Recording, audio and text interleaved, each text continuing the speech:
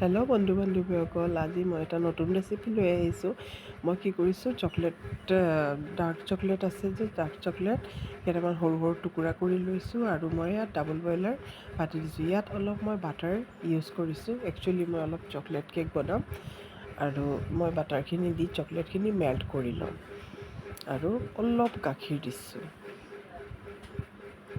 চকলেটখিনি যাতে সোনকালে মেল্ট হৈ যায়। আৰু চাওক, এইদৰে লগে লগে চকলেটখিনি মেল্ট হৈ গৈছে।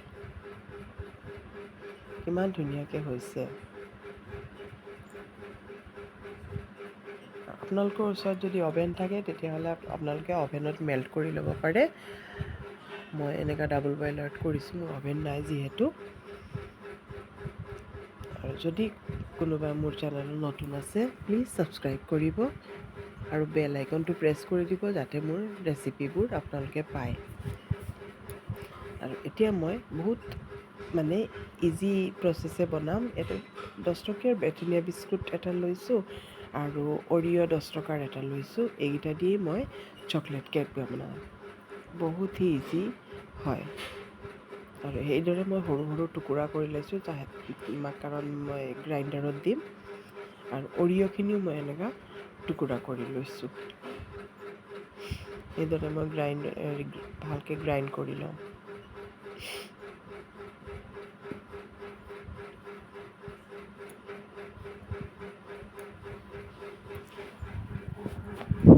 আৰু এতিয়া এখন চালনী দি চালি লৈছোঁ।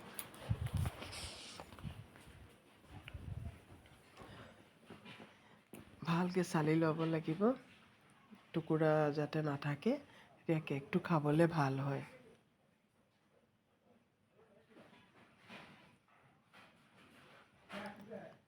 আৰু অলপ মই কৰ্ণফ্ল'ৰ দি দিছোঁ, কাৰণ মই ইয়াত কণী দিয়া নাই।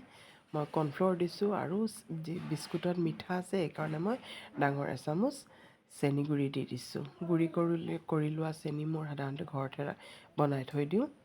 আৰু কোকো পাউডাৰ এচামুচতকৈ অলপ কম দিছোঁ। এতিয়া মই ভালকৈ এইখিনি মিক্স কৰি ল'ম।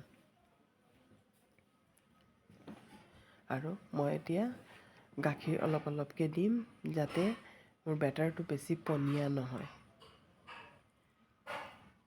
ভালকৈ গুলিম এইখিনি আৰু অলপ মই গাখীৰ ল'ম।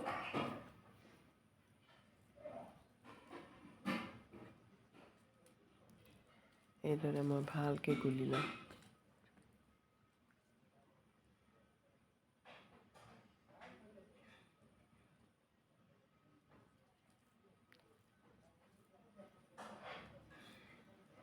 এইখিনি ভালকৈ গুলি ল'লোঁ আৰু ভালকৈ লৰাই থাকিব লাগিব।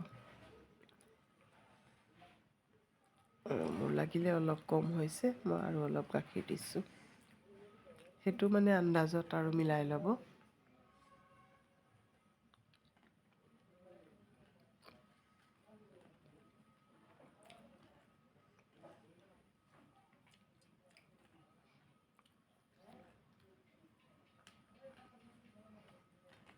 এতিয়া মই অলপ ৰিফাইন অইল দিছোঁ, 1/4 পূৰা নহয়, কম মই ৰিফাইন অইল দিছোঁ। দি পেলাই এইখিনি ভালকৈ মিক্স কৰি লৈছোঁ যাতে তেলে আৰু মোৰ বেটাৰটোৱে ভালকৈ মিক্স হৈ যায়। চব বেটাৰৰ কনচিষ্টেঞ্চি এনেকুৱাই থাকিব লাগিব।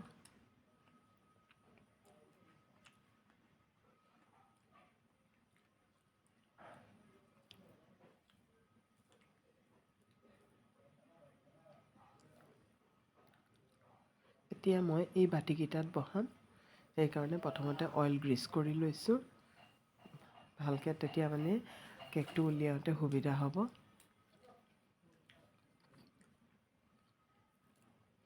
আৰু মই এতিয়া 1/4 চামুচ বেকিং ছ'ডা দি দিছোঁ। ইয়াত মই বেকিং পাউডাৰ ব্যৱহাৰ কৰা নাই, অকল যিহেতু বিস্কুটেৰে বনাইছোঁ, অকল বেকিং ছ'ডা দিলেই হৈ যায়। বা আপোনালোকৰ ওচৰত যদি বেকিং ছ'ডা নাথাকে, ইন' দিব পাৰে। ইন' দিলেও হৈ যাব। আৰু বেকিং ছ'ডা দিয়াৰ লগে লগে বেটাৰটো চাওক কেনেকুৱা ফ্লাফি হৈ গৈছে।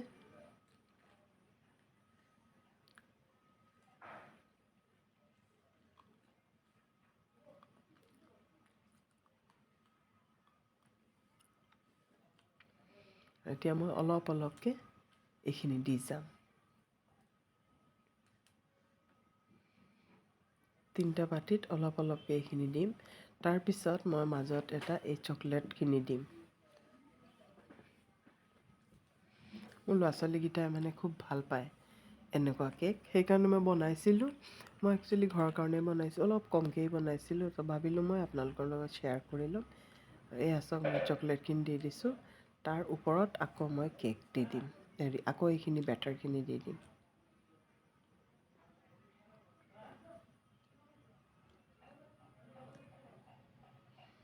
গোটেইখিনিত মই এইদৰে দি দিলোঁ। একচুৱেলি মোৰ বেটাৰখিনি অলপ কম হৈ গ'ল, ওপৰত আৰু অলপ হ'ব লাগিছিলে, কিন্তু দি দিলোঁ আৰু সিহঁতি খাই ল'ব। আৰু এইদৰে মই নিমখ দি দিছোঁ যাতে কেকটো সোনকালে হৈ যায় আৰু হিটটো চাৰিওফালৰ পৰা পায়। আৰু এইখিনি নিমখ মানে মোৰ সদায় মই বেকিঙত ইউজ কৰোঁ, সেইকাৰণে অলপ ৰঙা পৰি গৈছে। আৰু এতিয়া মই ঢাকি দিম। 25 মিনিট পিছত মোৰ কেক হৈ যাব। আৰু মই অলপ চকো চিপ্ছ দি দিছোঁ ওপৰত। চকলেট থকা কেক সাধাৰণতে ল'ৰা ছোৱালীয়ে খুব ভাল পায়।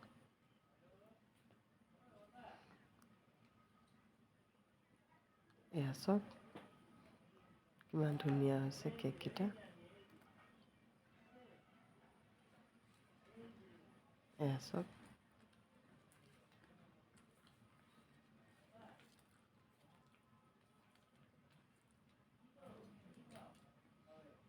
আপোনালোকেও ট্ৰাই কৰিব।